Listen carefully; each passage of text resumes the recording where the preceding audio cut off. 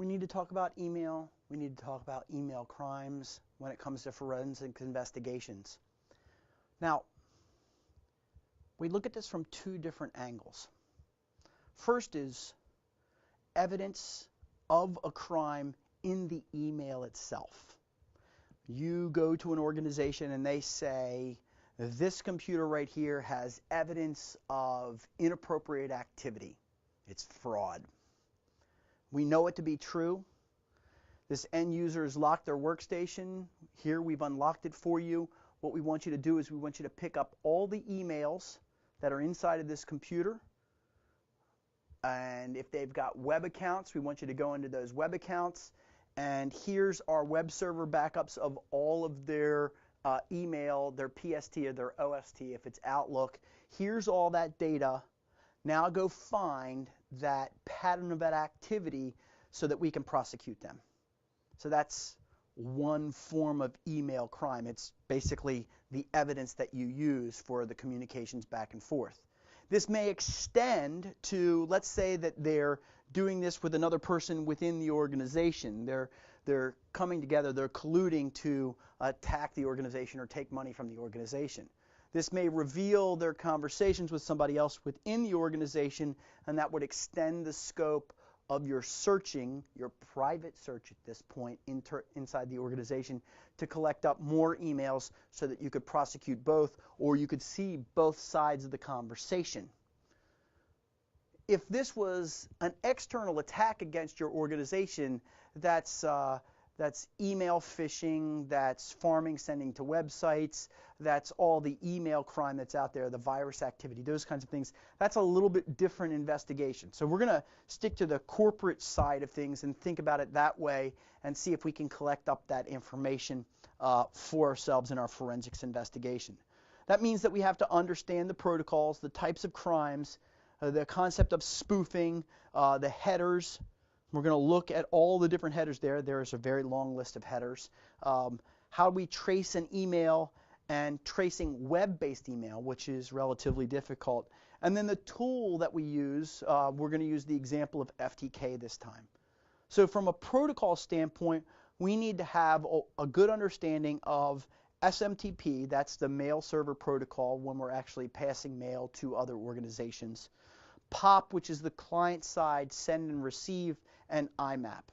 When we talk about SMTP, we're talking about a server listening on port 25 that handles all outgoing email.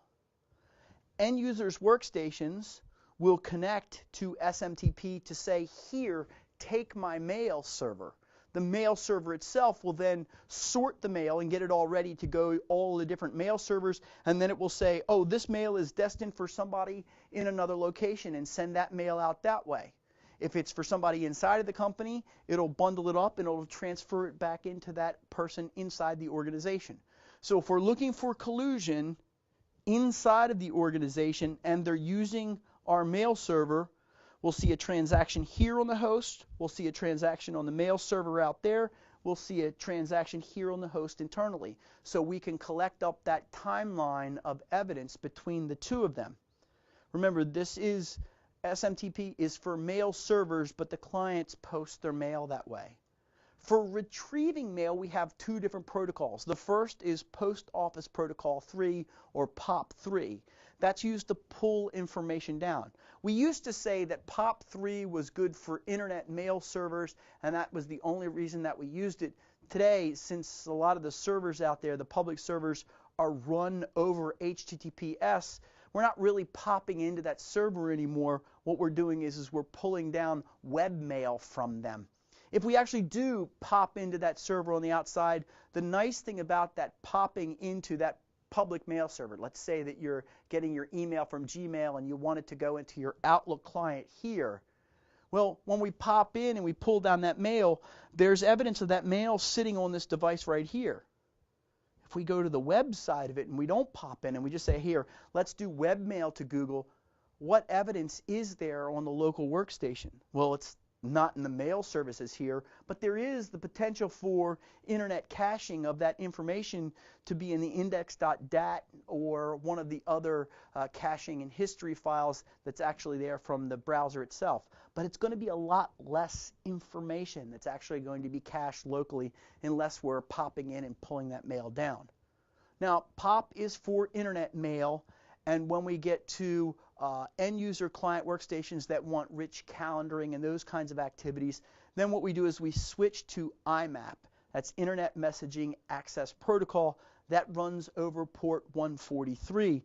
This is a little bit more of a richer client experience, and we get a lot more data on the client side if we're IMAPing to connect and pull down mail. So we can, as a client, we can say I want to use POP for these servers and IMAP for these servers, and sometimes we can use both for one particular server. It depends on what the configurations on the server are. We, as forensics investigators, when we're looking for clues in activity, we want them to be using POP3 or IMAP because then the evidence is sitting here on this corporate resource. Those are the protocols that we care about, and next we're going to talk about those crimes that are potential with mail.